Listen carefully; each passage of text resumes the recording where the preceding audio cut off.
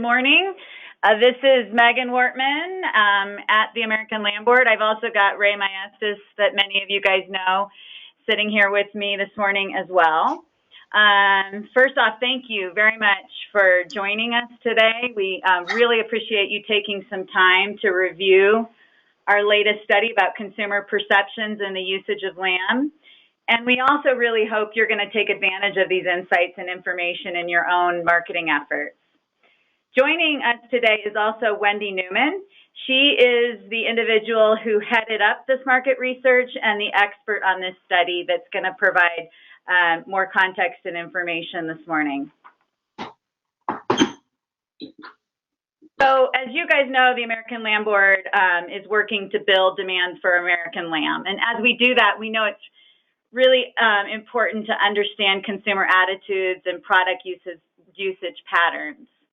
So we commissioned this study this year essentially to ensure that our marketing decisions are based on solid information and are returning a value to you guys, our contributors.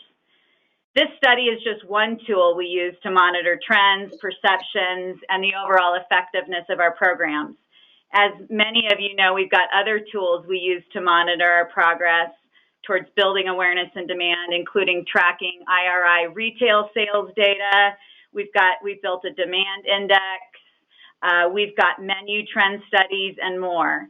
So this, if you don't know, all of this information is available to you guys, our industry partners, and most of it's available on our password protected section. So if you haven't explored some of those tools and want access, be sure to let Ray or I know, and we'll get you that information. But for today, we were hoping we could split the webinar into two sections. So if any of you are short on time this morning, we're going to first run through sort of the high-level overview of findings and take some questions.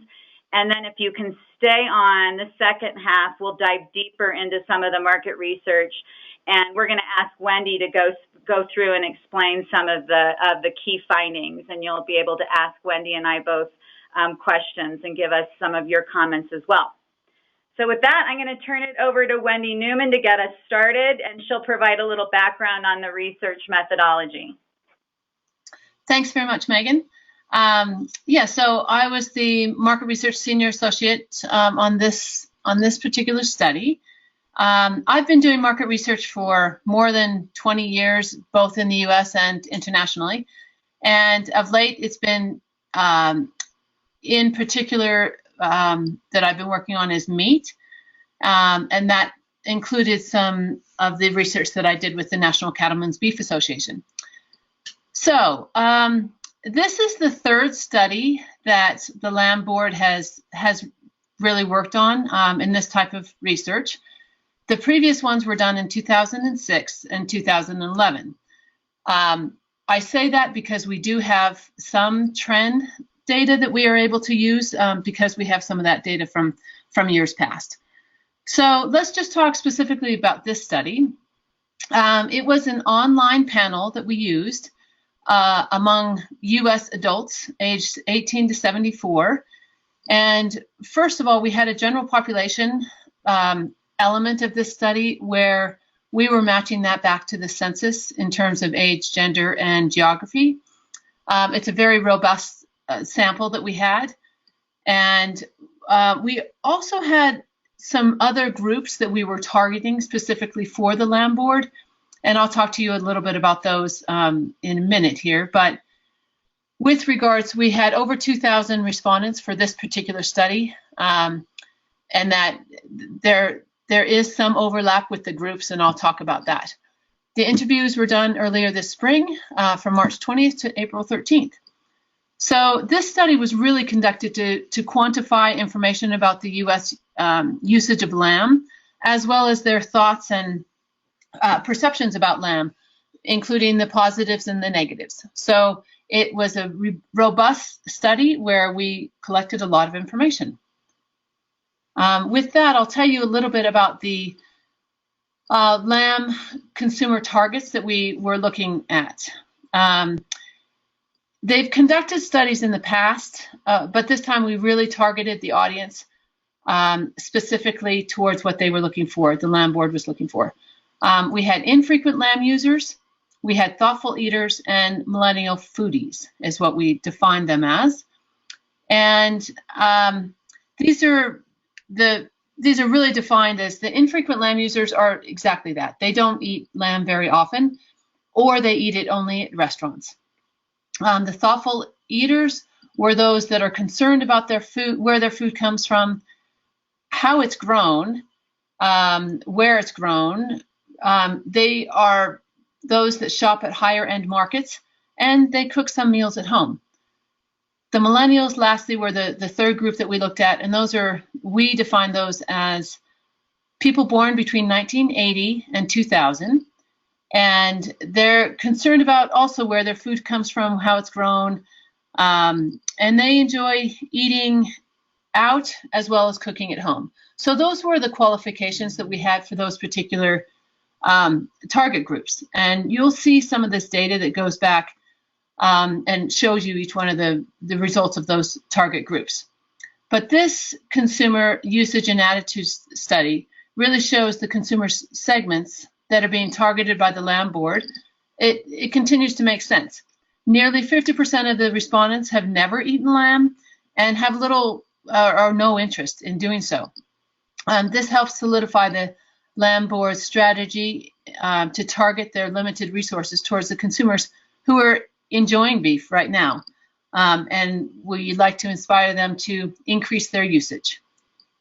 So those were the groups that we had. And for now, I'll turn it back to Megan, and then you'll hear from me a little bit later in the presentation.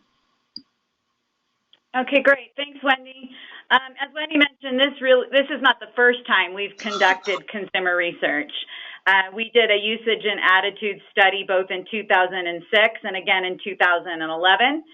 But this new 2018 market research provides us with trendline data not previously available.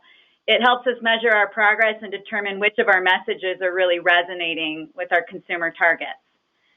Good news. In general, the trend lines we see comparing the 2016, 11, and 18 studies and data are positive. The trends and insights show a bright future for American lamb, and there's strong indications that our messages are really resonating and getting through. The first bit of good news, the 2018 research found that 24% of participants report eating lamb in the past year. That may seem low, but the good news is that's actually up compared to 20% in 2011 and 21% in 2006. And in 2018, 35% of the people who eat lamb say they like everything about it. Again, that's up compared to just 19% in 2011. This latest study also shows that the purchase intent for lamb is up, with 43% of consumers saying they will likely buy lamb in the next 6 months, which is up from 30% in 2011 and 20% in 2006. As you guys know, the Lamb Board's been working hard to make lamb more approachable and less intimidating for consumers. We do that through simple recipes, how-to videos, providing cut and cooking information. We host events and educational workshops to do all of that. So we're really excited to see that in 2018, only 15% of the respondents told us they felt lamb was too difficult to prepare, compared to 45% in 2011. To me, really, the most exciting trend line, though, is the increase in consumer preference for American lamb. As you guys know, the Lamb Board is specifically tasked to promote American lamb. So gauging any differences cited by consumers between U.S. and imported product is really important to us. When we asked the consumers specifically about American compared to imported, we found that almost 7 in 10, so about 68%, preferred American lamb compared to imports. And they say that's because of freshness, product safety, and really just the desire to purchase local U.S. product. This is up from 40% in 2011, so exciting increase there. And not only did they say they prefer American, but respondents also indicate that pricing lamb at a premium, somewhere in the range of 10 to 15% more than imported lamb, they consider still a good value and not too expensive. And this specifically held true for all of our target groups, the millennials, the thoughtful eaters, and the infrequent lamb users. It's good to know the U.S. consumers are willing to pay a premium for our products, yet we realize that our industry needs to keep working hard at improving our efficiencies to meet consumer price expectations. So now we're going to shift to talk a little bit more about what consumers like about lamb and some of the barriers to increasing purchase frequency.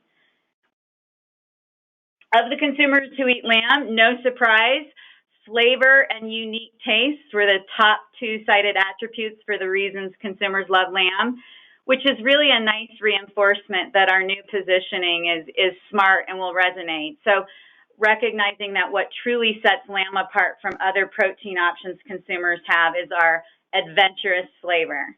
So this type of information is really helpful to ensure we all work to engage consumers with messages about what appeals to them most. It was great to see that when we asked participants about their overall feelings about lamb, the results show that the positives of lamb outweigh the negatives for 62% of the respondents. And it was even higher for some of our target audiences, 76% for thoughtful eaters and 70% for millennials.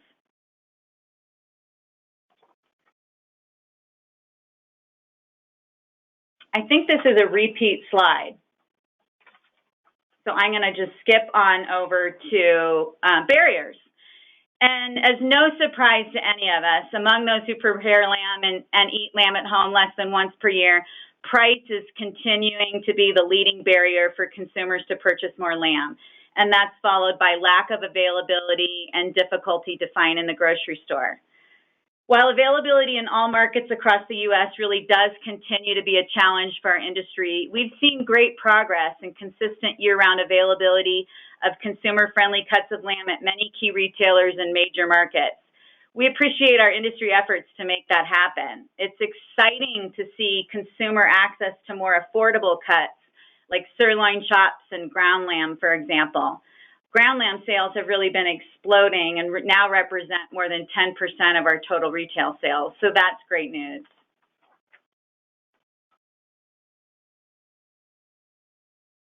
This new research shows growing consumer interest in lamb, but it also validates that consumers continue to be intimidated on how to prepare it. We often, as Ray and I go to events and talk to consumers, hear that they've only got one holiday recipe or just one cut that they're familiar with. And since we are a premium price product in the marketplace, consumers lack a confidence to experiment cooking with lamb. But the good news is that 65% of millennials and 59% of those thoughtful eaters want and are willing to learn how to cook lamb. So continuing our efforts to make lamb more approachable and prove that it's a great choice for at-home use just makes good sense. Our target audiences are saying they want to learn. The 2018 research also helps us better understand what's important to our target audiences so that we can fine-tune our messages and marketing communication materials. For example, all three target subgroups rated flavor and consistency as being very important. Other attributes have substantial importance as well, such as lamb being an excellent source of protein, having no added hormones, and being antibiotic-free. Others, lamb being raised humanely and being environmentally friendly are important to our consumer targets as well.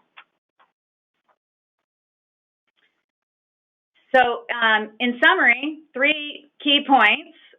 This consumer insight data shows a real bright future for American lamb. There really is an increased consumer interest in lamb and specifically a growing preference for American. Our collaborative efforts to promote American lamb really seem to be paying off. This study also reinforces our approach to focus our efforts to engage with the right target audiences. It's exciting that our target consumers want to be educated and they want to expand their use of lamb. This kind of study is especially helpful to guide strategic marketing decisions by the American Lamb Board and measure our progress. and we truly hope you too will find it to be a valuable resource in your marketing efforts as well. So at this point, we'd love to entertain some questions. We know everyone's got busy schedules, so we wanted to break here, answer questions on some of these high-level insights, and then if you've got time, we'll start digging into some of the more detailed findings with Wendy.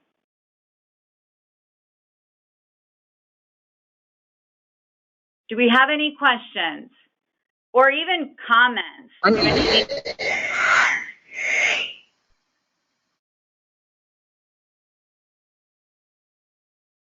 For those that are on the call, are any of these findings or insights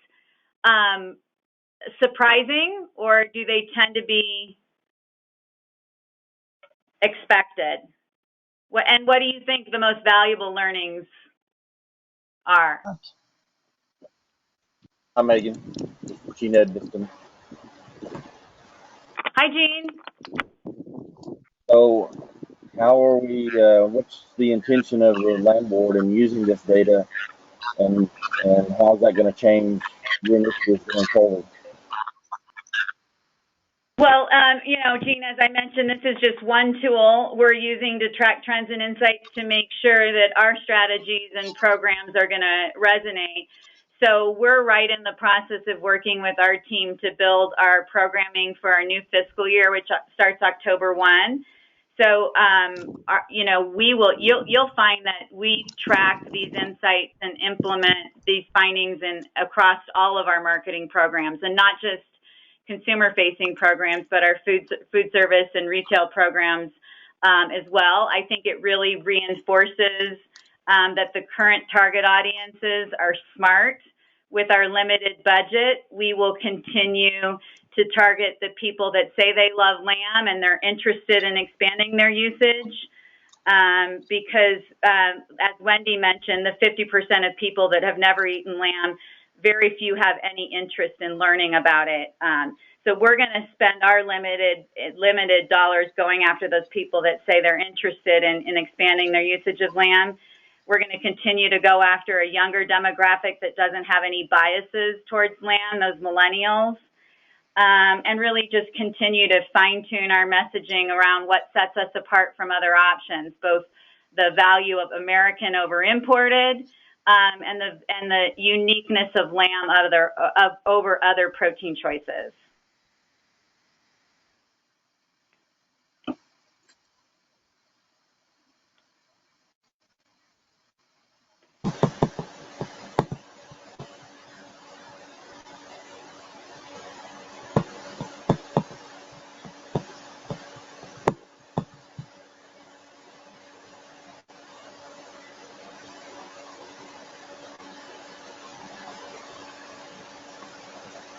I have another Do we have question. other industry comments and questions before we move on?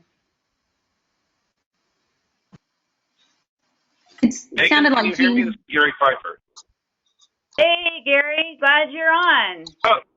Oh, yes, yeah, thank you. Yeah, actually, I was having some difficulty getting to unmute. So, you know, it's really exciting, you know, data available, especially the increasing preference for American lamb. And I think we know that there's some challenges in Australia and New Zealand from a supply standpoint. So it feels like now is really a great time to, you know, push the message that, now's the time for American lamb. What are thoughts on, you certainly intend to show this data to, you know, our key customers. What are some thoughts on what the Lamb Board could do to help, you know, get some of this research data out in front of, you know, the supermarket and restaurant industry to really let them know what the consumer is thinking? Gary, that's a great point, and that's exactly what we were hoping would happen, that the companies that are marketing American lamb will take advantage of these insights to build presentations to help sell American lamb into retail and food service accounts. So we would be more than happy to work with you to customize presentations to look at overall trends and insights, both utilizing this latest consumer research, also building in some of the findings from the retail sales data, as well as menu trends, to give that really powerful Why American Lamb presentation. And we're just thrilled that you'll take advantage of those studies and insights to help sell American Lamb. So happy to work with you to do that. Yeah, that's terrific. And yeah, as I said, I think that's the message we're going out with, that, now's the time for American Lamb. But just, from us, a sort of a newsfeed standpoint, any thoughts on how we can, kind of get this into the press, on a more independent basis, to make it more newsy, perhaps, into the industry, trade magazines and such? Absolutely. We have been focusing first on the industry trade side of things, and we could share some results. We did a webinar. So when I say trade, I mean ag trade publications. So we first worked to communicate the findings and insights and what the Lamb Board was doing on this front with the ag trade publications and media, and have seen great interest. Hosted a webinar. We're getting lots of pickup and news stories from that. So we will now focus on using some of these sound bites, even with the consumer media. We're doing an influencer workshop this month, and we'll be sharing some of those insights with influencers. So that's food media, as well as some bloggers, packaging key insights for all of our spokespeople, so chefs and butchers and bloggers, and making sure folks understand consumer trends and insights from our perspective. But if you've got other ideas, we're happy to explore them. Great, sounds good. I think the supermarket industry would love to hear this as well. So, yes, okay. Terrific. Thank you very much. Thank you.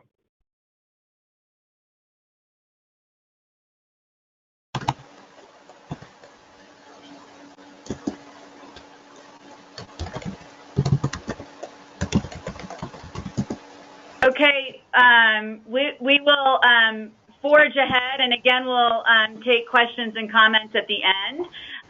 Some of the more detailed findings Wendy talks through may spur some additional conversation, ideas, and questions. So, Wendy, we'll turn it back. All right, super, thank you. Okay, so Megan gave a really good overview of the results that we have from this study.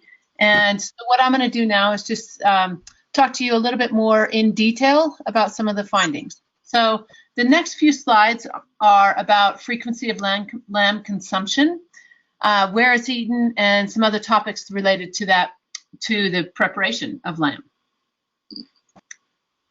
As we noted before, almost 50% of the U.S. population does not currently eat lamb, and among those that do eat lamb, 1 in 5 have eaten it in the past year.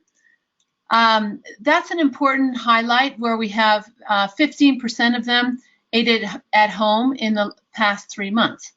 We have an additional 5% who have eaten it in the past year, along with some who state that they eat it only in restaurants. So this is a good overview of what is currently being eaten of lamb within the U.S.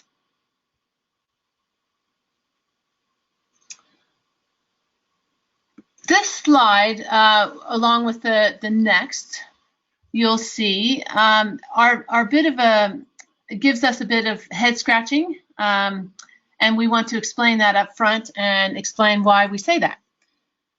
So you can see that we have shown each of the groups separately for the slides of this slide and the slides going forward. So you'll see at the bottom we've got total general population, infrequent lamb users, thoughtful eaters, and millennials. And so just as a reminder, we went out to the general population. We spoke to 1,000 people.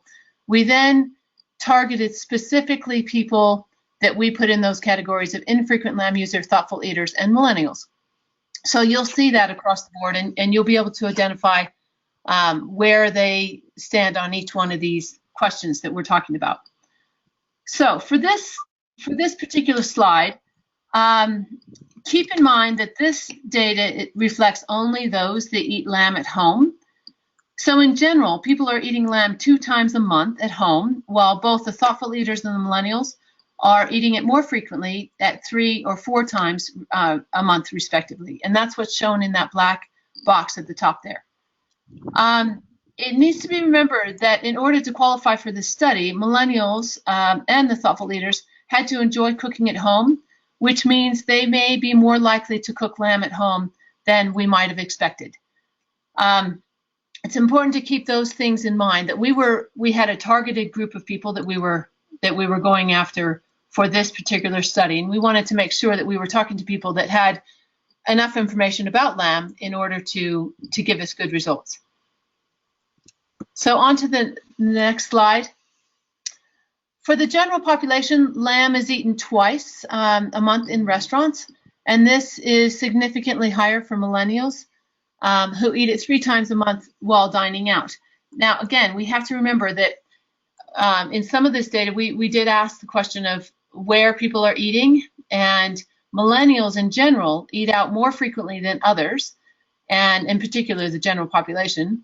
They also eat at more ethnic restaurants than the general population, so it stands to reason really that their likelihood of eating lamb out would be higher than others. So that's where we're seeing that they're eating it 3 times a month out while dining out.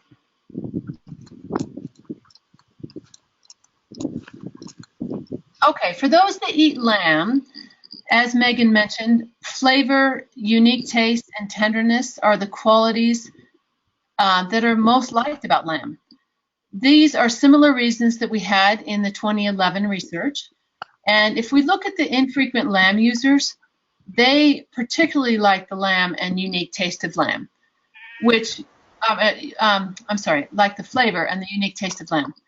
Again, this shows that we're targeting this group is a really good target, because we don't want to go after people that don't eat lamb, who Megan mentioned that they're not that interested.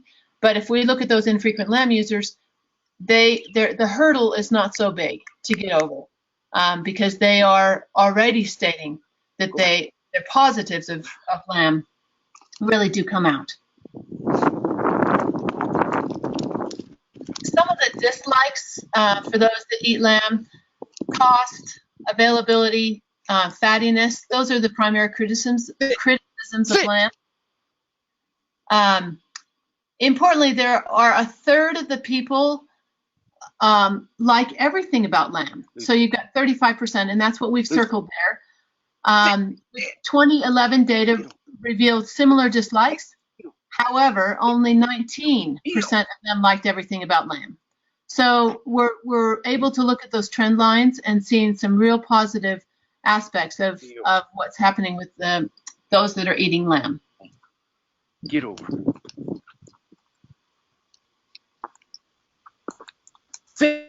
Again, among those who eat lamb, less than Lucy. less than once a year. Expense is followed by availability, and these are primary reasons why people are not eating lamb at home more often. And we saw that in some of the data that Megan showed as well. The infrequent lamb users also, they cite price and availability as the primary reasons for not eating lamb. And we didn't look at this for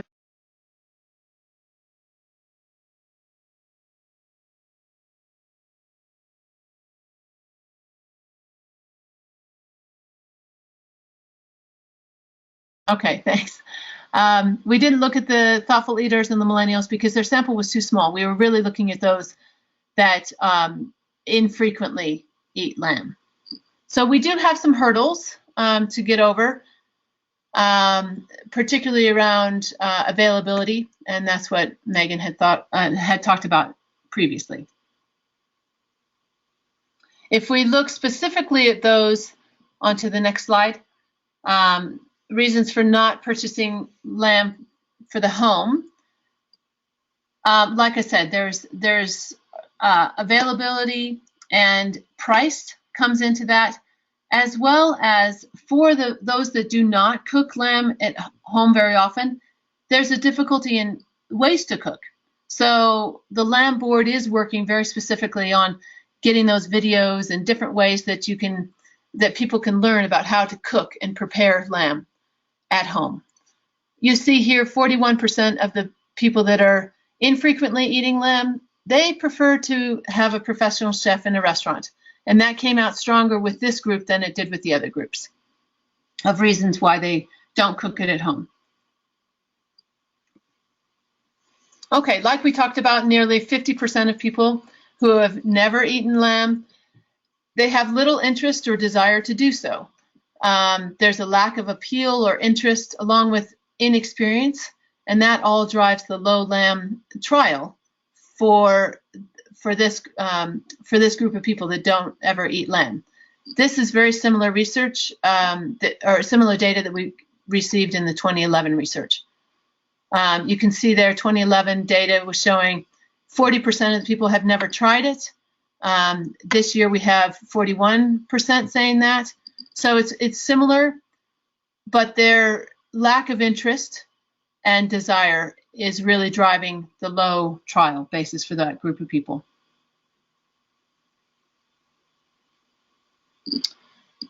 So now we'll get into some of the data that shows the positives and the attributes consumers like about lamb. And again, we'll break that into the target groups that we've talked about. So this question helps gauge the attitudes people have of lamb. We ask them if the positives of lamb outweigh the negatives, or if the negatives outweigh the positives. You can see here that most respondents believe that the positives outweigh the negatives. This is very strong, in particular for the infrequent lamb users, where 95% believe that the positives of lamb outweigh the negatives. This is a good news story, and in particular reaching out to those infrequent lamb users so that they can increase their lamb usage, because the hurdle to overcome is not as great for those that have never eaten lamb, certainly with those infrequent lamb users. Their perceptions are high, and across the board you've got, of the general population, 62% saying that the positives outweigh the negatives of lamb, and again 67 and 70% with that for the thoughtful eaters and the millennials. So this is a really good news story in the sense that the battles or the hurdles, the barriers are not as great because they do have a positive view of lamb in general. So on the next few slides, we address specific attributes about lamb. We show in the red bars what consumers say is an important attribute for lamb to have, such as consistent in size and flavor, price, good for special occasions. These percentages show the responses for extremely important and very important. So the top two boxes, what we're looking at there. We also have the black bar that is talking about performance. So when we've got a variable in terms of what's important and how well is lamb delivering at home preparation for that. You can see, so that again for the black bar, these percentages show the responses in extreme, agree completely and agree somewhat. So again, top two box. So you'll see here that we show the responses for the different consumer groups that we have, and you'll see that on all these different slides. For the general population, most of the attributes are seen to be important qualities for lamb, while not all the attributes perform as well as from the consumer point of view. So what we're looking at, if you look at that specifically, that first couple bars, the red bar of 57%, lamb is an excellent source of protein. 57% of the people are saying that's an important quality for lamb to have. And then if you look at that 50% in the black bar right next to that, that's showing 50% are saying they believe that lamb is delivering on that aspect of being an excellent source of protein. So that's the way to read all the different slides that we have coming up.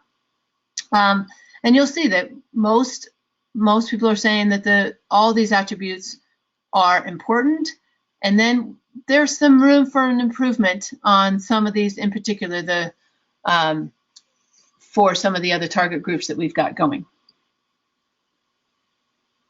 So with that, so we had many different attributes, and so here on the second slide of each one of these that you'll go through, you'll see the other attributes that are coming up, and they're rank ordered in terms of importance. So you're getting the importance going down across the board, with the performance also going down on that as well. So on that last one, you can see frequently I can't find the cut of lamb that I'm looking for. So that's 56% are saying that's very important, but it's delivering only 30% of the people are saying that that's delivering what we want at home. So there is some room to improve in some of these different aspects on each of these slides. So those were the general population slides. And now we'll continue on to the different subgroups that we had. So this slide focuses on the infrequent Lam users. The top 4 attributes are the same as the general population, but in different magnitudes. So the ones that we were looking at before in terms of the general population, for these, they were in the 50s of importance, and these are in the 70s of importance. So this group feel that those attributes are even higher of an importance for quality of lamb. This group believes that lamb should be affordable, available, a good source of protein, and consistent in size. Again, there are room for improvements in availability and consistency. So that's where we're looking at that 39% on that black bar, where the frequently I can't find the cut that I'm looking for. So that's what's happening with these infrequent lamb users. They're saying that's an important quality, but I can't find it in the store. Or it's an important quality, and they're not finding that it's consistent in size and flavor. So this is the way to read each one of those attributes, and we've got 2 slides for each one. So if the black bar is a higher percentage than the red, it means that we're meeting or exceeding consumer expectations for that particular attribute. If the black bar is lower percentage than the red, it means that we're not meeting those expectations, and it's an important quality, but the black bar is indicating the performance of that.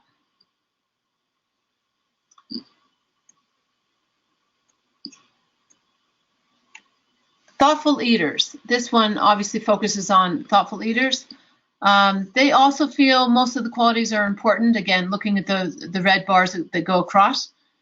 The areas for this group feel that lamb is performing particularly well, including areas of excellent source of protein, antibiotic-free, no added hormones, and humanely raised. So they're looking at different areas that lamb is actually performing very well in these areas. And again, most everybody's saying that the lamb qualities are important. And this is a continuation of that slide. And you can see there that says it's important lamb has no added hormones, it's humanely raised, and it's for instance, the lamb is locally grown. That's important, but only 36% are saying that it delivers on that quality. And here we have millennials. Like the thoughtful eaters, there are some that stand out as an excellent source of protein, antibiotic-free, no added hormones. They believe improvements could be made in the excess fat, availability, and ease of preparation. So if we look at each one of these attributes, there are ways that we can look at what's the most important area that we can focus on in terms of increasing people's believability in terms of the performance of lamb.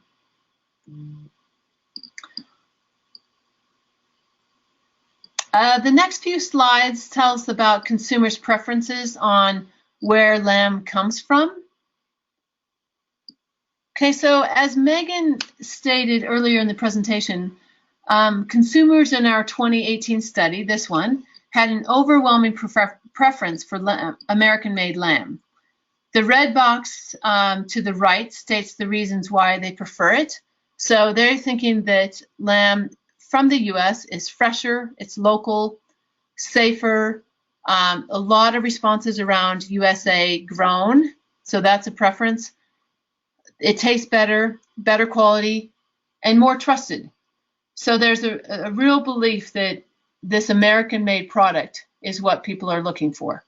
And that's an element that really needs to be accentuated with this group of people. Looking back at the 2011 data, so we do have this comparison. We want to point out that the sample size in the previous years is very small in comparison to the 2018 data. Even though the sample sizes were smaller in the 2011 study, what we find is that it's similar in terms of the preference for American-made lamb.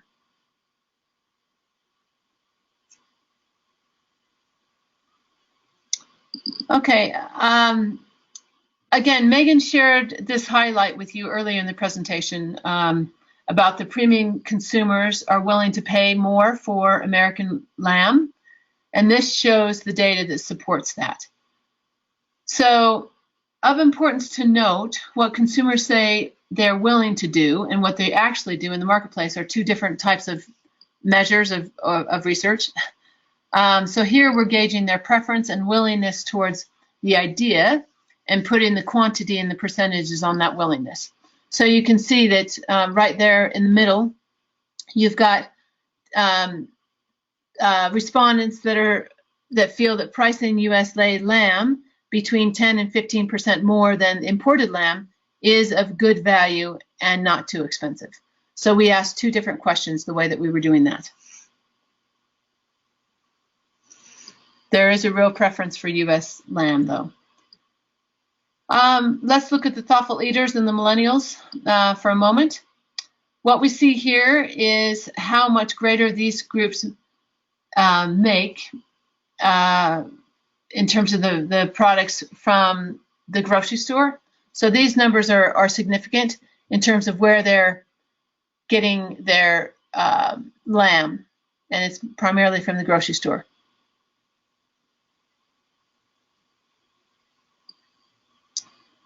Additionally, thoughtful eaters and millennials are more likely than others to notice where their food comes from at a restaurant. So again, you have to remember that we specifically asked for them to, in our screener questions, made sure that they did have an interest in where their food comes from. So that's the thoughtful eaters and millennials. And moving on to lamb cuts, we'll just take a quick look at where the consumer groups, what they say about specific cuts of lamb.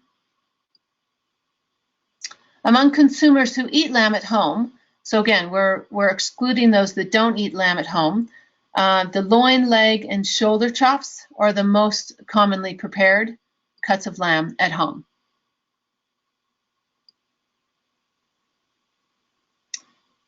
Among consumers, again, who eat lamb, the steaks, stews, ground lamb, and shanks are less often prepared at home.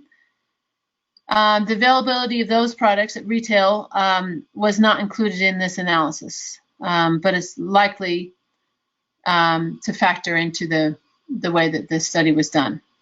Megan can share with you some of the retail surveys and the data about the lamb, what the Lamb Board is seeing in terms of increasing availability on these particular cuts here. So let's take a moment to look at the future use of lamb and what people's intent towards the use of lamb is. So here we have 43% of the general population that are top two box, so definitely or probably will purchase lamb in the next 6 months to cook at home. And it's significantly lower for the target groups. So remember in the study that we were talking about lamb, we're making people think about lamb, and keep in mind that it isn't a promise to purchase. It's gauging what they say or what they intend to do. So it's anticipating what they would like to do in the next 6 months. But if we look at some of the barriers of why they're not, so availability and price comes into play. So if those things were not barriers for them, that 43% is more, it's more likely for them to be thinking about purchasing lamb for the home use in the next 6 months. So it's a little bit of a head scratcher because you think, well, that's not what's reflected in the retail data, and that is correct. This is data that's reported back from consumers, and it's their desire and what they think they might do, taking in consideration some of the barriers that we talked about before. At-home purchase intent in 2018 is higher than it was in 2006 and 2011, which had 20 and 30% respectively. The purchase intent was significantly stronger in 2011 than it was in 2006. So we've got a higher percentage again in 2018 that's showing up here than the previous research that we did.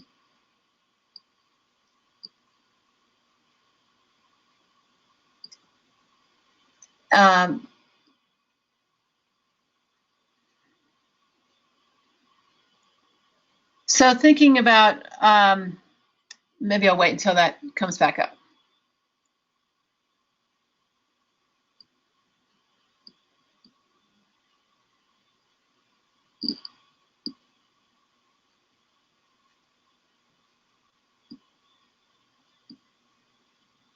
I think we want to go back.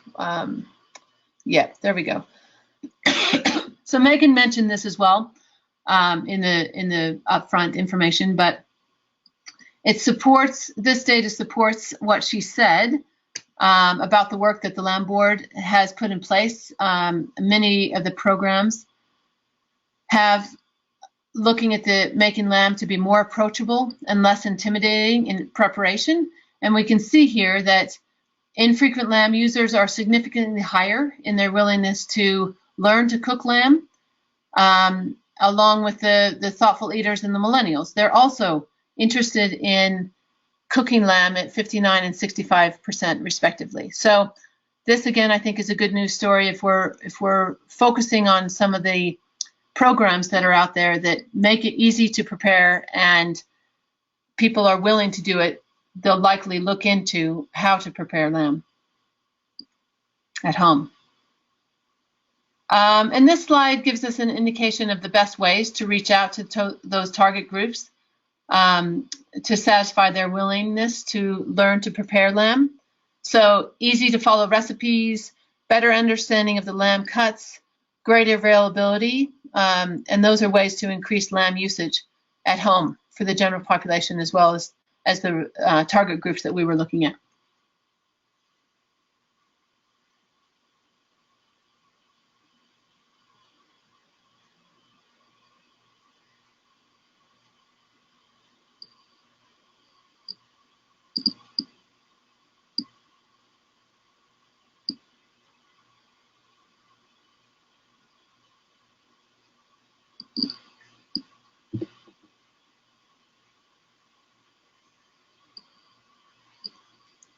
Okay, so nearly 40% of the general population feel that nothing will increase their lamb usage at home. But take note of this. Again, converting those non-users is a really difficult task. Getting users to use a little bit more is realistic, and that enforces the idea of reaching out and engaging those target groups for home lamb preparation.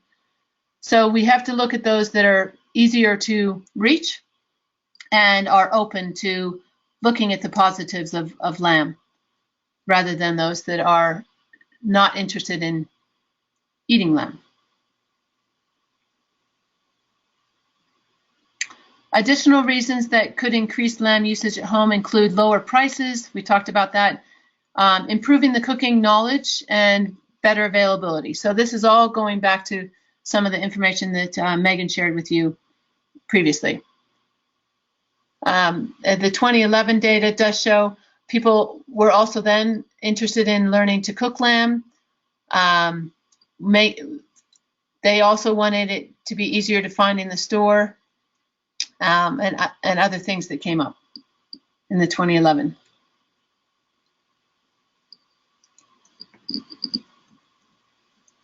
So we asked consumers, we gave them some messaging, and here's what we see in terms of the messaging that resonates with some of the target groups. Locally raised and welfare messages resonate with thoughtful eaters. Lean and nutrient-rich are preferred messages for the infrequent lamb user. And millennials identify with the adventurous side campaign. So those things are resonating with the consumers that we reached out to.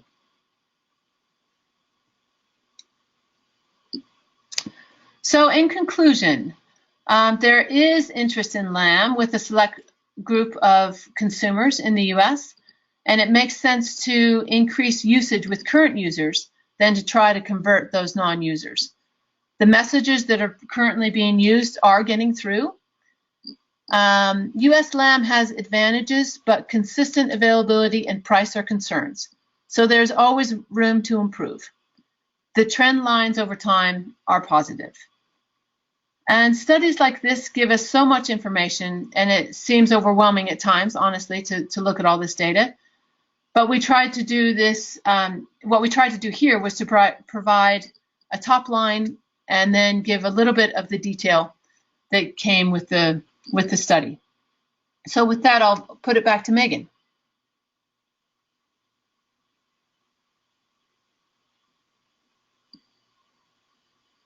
And comments from participants.